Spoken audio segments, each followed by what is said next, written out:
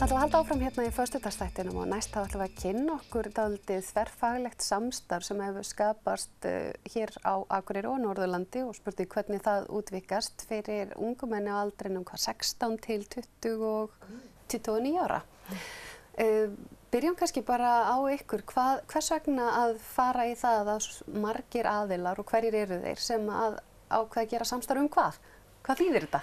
Sko ég held að svona upphafið að þessu var þegar kreppan skellur á og þá auðvitað var vandinn svo mikill og enginn einn var að ráða við eitt eða neitt og þá fundum við að við urðum að hjálpast að og það gerðum við hérna Ungmennahúsið og Vinnumálastofnun og Fjölsmiðjan og fjölskyldudeild hjá Akureyrarbæ svona til að byrja með en við bara uppgötvum það strax að hérna við erum sterk saman og þannig hefur þetta bara unnist áfram kreppan náttúrulega löngu að baki og atvinnuástand gott en við erum samt sem áður með hóp ungmenna sem að þarf á meira samfelldum stuðningi að halda heldur en bara svona gerist og gengur. Og kannski það að sko hver einstaklingur skiptir máli og við tölum að yngsta kynslóðin okkar hún verðmætasta kynslóðin í mörgu tilliti þannig að hún ekki bara verðmæt sko fjárhagslega séð þar að segja við missum þau út af vinnumarkaði að þá eru þau samfélaginu mjög dýr. Þau eru mjög verðmæt bara fyrir sjálfsig tilfinningalega og fyrir allt það tengslanir sem þau tengjast. Þannig að það allt til að vinna að fá þau virk inn í samfélagið. Sama í rauninni hversu fá þau eru talandi að atvinnuástand sé gott. Það eru alls konar tækifæri í boði en við erum samt með einstaklingar sem að eru svolítið utanveldu, meira að jafnvel kannski bara heima og ekki neinu. Og þá þetta kannski líka svolítið ákall til foreldra að við erum hér til staðar, þið vitið þá hvert þið að leita og Rósenborg eru svona fyrsti snertipunktur. Þar sem sagt þessi tengst við allar þessar þá 13 samvinnustofnanir sem eru núna og sem skrifa undir samning í gær en það ekkert sem segir að það verði ekki fleiri. Hverjir eru þetta? Ef að fara yfir þetta, þetta eru margir. Já, það fyrir, hjá Akureyrarbæ þetta hérna, samfélagssvið á Rósenborg og svo það fjölskyldudeild, svo þetta lögreglan og Vinnumálastofnun, Fjölsmiðjan, sjúkrahúsið, geðdeildin, sálfræðiþjónustan og heilsugæslunni. Og BUGL-teymið á sjúkrahúsinu sem eins og BUGL fyrir sunnan. Það eru menntaskólarnir. Já, framhaldsskólarnir báðir. Símenntunarmiðstöð Eyjafjarðar, Starfsendurhæfing Norðurlands og VIRK. Eru ekki verið að koma með þetta? Og náttúrulega hérna Grófin. Já, Grófin, já, Geðvendamiðstöðin.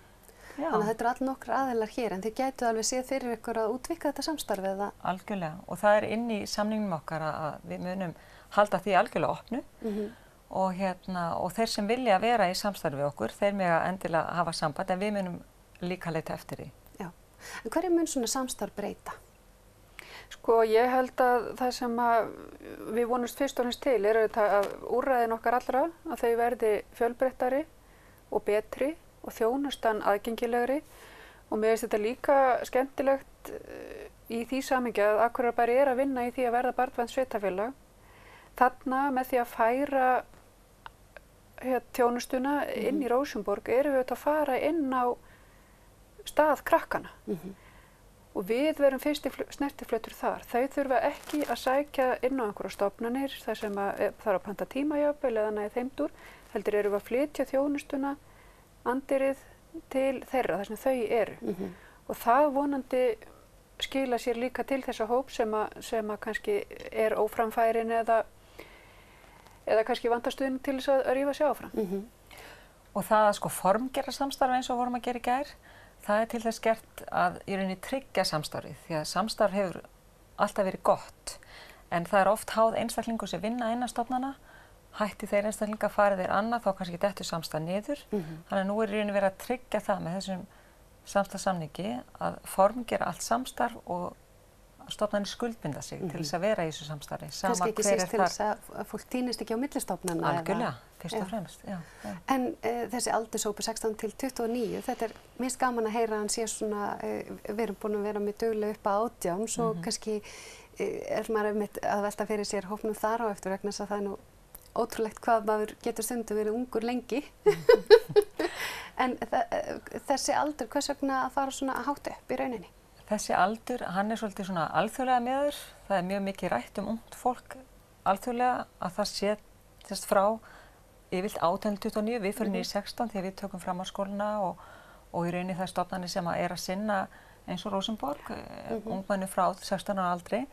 Þannig að þetta er svolítið alþjóðlegu samaburður líka sem við erum að hugsa en það eru dæmi það til dæmis í Afríku að þar maður að tala ungmenni til 35 ára. Ég man eftir þess að ég fekk svona styrk til þess að fara til Japan og það var til 35 ára. Ég var 34 ára og fannst það geggjað að vera 30 barna móðir á brekkunni sem fekk styrk til að fara til Japan á forsendum þess að ég væri ungt fólk. Nákvæmlega. En allt þetta Evrópusamstarf til dæmis, þessi styrkir og þetta sem við höfum verið að nýta, að það er til dæmis alltaf upp í 30 ára. Já, nákvæmlega. En segið okkur aðeins frá þessu, þetta hljómaði svo dálítið mörg fyrirbæri er netið gott eins og hérna í bænum og kannski í tengslum á Norðurlandi, Austurlandi? Já, ég held að hérna, já, hann kannski, allavega höfum við átt okkar samstarf í mörg ár en hérna hvort að en bara með því að formgera þetta svona verður þetta líka einfaldara svona í kynningu fyrir aðra og kannski einfaldara aðgengi fyrir þá sem að kannski við höfum ekki, sem höfum verið í þessum kjarna, höfum einhvern veginn tekt okkur út til. En það er alltaf markmiðið okkar að vera opin fyrir öllum og öllu sem að gagnast ungu fólki. Þið hafið unnið í þessu töluverðan tíma á sikkurum svona vellinum þó að hann tengist kannski. Hafið þið orðið vitni af miklum árangrið af starfinu og stuðningi sem að í boði er? Já, ég held að það sé ekki spurning. Það eru stofnanir alltaf eflast. Það er náttúrulega kannski meira fjármagn inni í stuðningi við ungt fólk núna en var. Við vorum að ströggla svolítið í kreppunni. Vissulega kom inn fjármagn þar. Það eru með svo ofboðslega stóran hóp.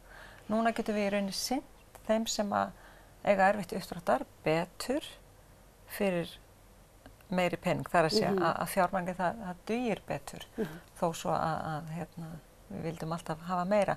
En ég held svona heilt yfir í samfélögum eins og Akureyri, öðrum samfélögum hér á Norðurlandi, Austurlandi sem að ég er að vinna, þar er samstarf fagaðila mjög gott. Samstarfsnet er einfalt að búa til og við erum mjög heppin með svona stærð á samfélögum og nálægð við stofnanir og þetta er tiltölulega einfalt í sniðum með að við til dæmis bara höfuðborgarsvæði sem er mun flóknara í svona samstarfi en ekkert ógerlegt samt. Þannig að það er svona minni líkur að týnast í minni samfélögum eða hvað?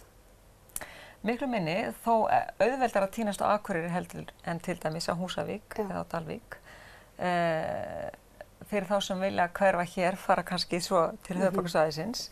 En það að vera sýnilegur í litlu samfélagi, það er mjög auðvelt. Það að fara í felur geti verið flóknara og þá kannski leita maður í stærri samfélögum. Og Akureyri er nú slíkt samfélag að við höfum ekki hugmynd alla, alls ekki og kannski líka þess vegna er gott að koma þess á framfæri. Mér langar að spyrja aðeins foreldra, því að foreldrar þó að barnið sé orðið fullorðið 18 ára, þá eru ennþá fjölskyldur og foreldrar sem að þarna eru á bakveg.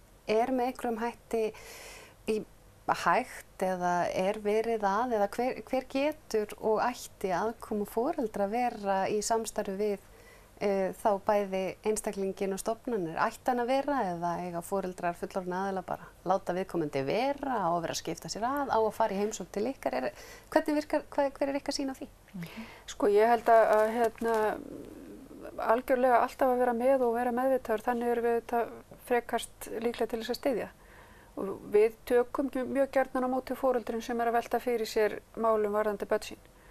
Og það er bara alltaf opið og einstaka tilfellum er að leita til foreldra með eitthvað sem að við verðum vör við og það er þá haft samband heim.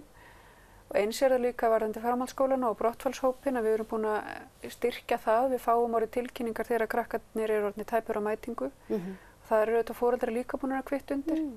Og foreldrar leita gjarnan til okkar með hvaða tilboð við höfum fyrir börn sem eru dottin út úr skóla eða eru að detta út úr skóla. Þannig að algjörlega bara mjög nauðsynlegt að vera í góðu samstarfi við foreldra. Sjáu þið fyrir ykkur að það ætti eða mætti formgera það samstarf eitthvað betur?